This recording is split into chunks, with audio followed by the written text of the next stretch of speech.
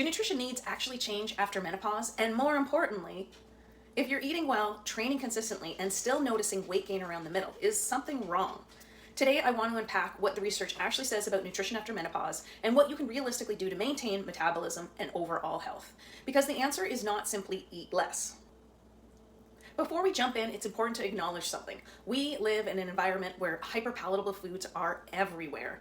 Screen time is at an all-time high. Many jobs involve sitting, and social environments often revolve around food and alcohol. So when we talk about weight changes after menopause, we need to separate biological changes from environmental ones. And also, and this is important, some body composition change during menopause is normal and expected, and not necessarily a sign that something is wrong. What matters most is preserving the following. You want to preserve muscle, metabolic health, bone health, and overall well-being. So some things do change post-menopause, and number one is protein needs. The first big shift we see after menopause involves muscle mass. Women naturally lose muscle as they age, roughly about 1% per year after the age of 50 in some estimates. Muscle matters critically because it influences metabolism, strength, bone health, and insulin sensitivity. And protein plays a key role here. The standard protein recommendations for adults is pretty low, 0.8 grams per kilogram of body weight, while some suggesting slightly higher for older adults. Many coaches working with active women recommend 1.6 to 2.2 grams per kilogram of body weight per day. So the key strategy here, don't just eat protein at dinner. Aim to spread protein throughout the day, roughly 25 to 40 grams of protein per meal. Good sources can include eggs, dairy, fish, poultry, legumes, and soy. And protein powders can also come in handy if you're finding it difficult to meet those needs. But carbs still also matter. Another common misconception is that women should be cutting carbs after menopause. But carbohydrates are still important, especially if you're active. Carbs help to fuel your workout, support thyroid function, replenish muscle glycogen, and regulate your cortisol.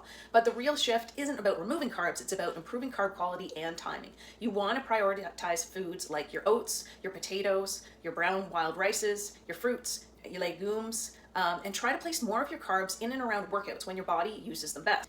Fiber, also from carbohydrates, becomes even more important. So it's really, really critical that you focus on fiber intake as well, because fiber intake helps regulate blood sugar control, appetite regulation, gut health, and cardiovascular health. And a good target is roughly 25 to 35 grams per day. You can find fiber in foods like vegetables, berries, legumes, whole grains, and incorporating these regularly can make a big difference in your fiber intake. Covering nutrition also becomes really important post-menopause because the body tends to experience, because of drops in estrogen, slightly higher levels of inflammation, slower recovery, and reduced anabolic signaling.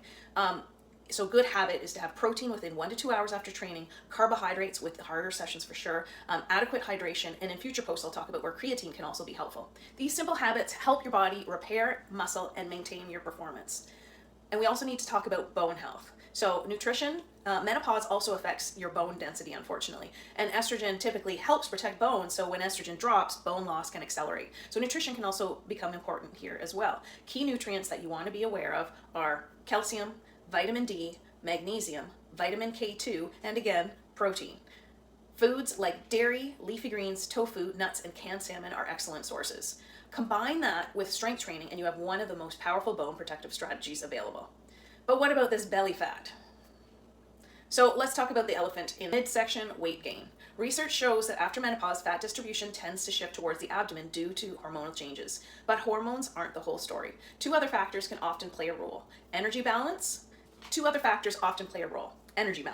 Remember, even healthy foods contain calories. If energy consistently exceeds energy expenditure, fat gain can occur. And after menopause, that weight tends to appear in the midsection rather than the hips. So people think they're eating really, really well sometimes, but when they track their intake for a week, they actually discover extra snacks, liquid calories, alcohol, and a lot more calorie-dense fats than they were aware of.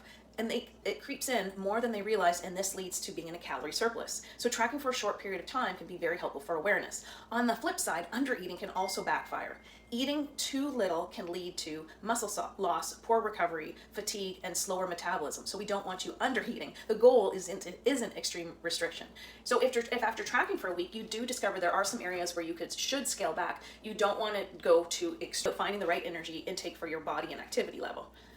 Lifestyle factors. Nutrition isn't the only factor that influences your body composition. Lifestyle also matters. Things that can help regulate metabolism and fat distribution positively include getting 7 to 9 hours sleep consistently, resistance training, daily walking or movement, and stress management. They may sound simple, but they're hard to do, but they are powerful. Body composition versus scale weight. Another important as we get close to the end here. The scale doesn't tell the whole story. What matters most are markers like your waist circumference, your muscle mass, your strength, your metabolic health markers. A person who gains a few pounds but maintains muscle and strength is often metabolically healthier than someone who weighs less but has low muscle mass.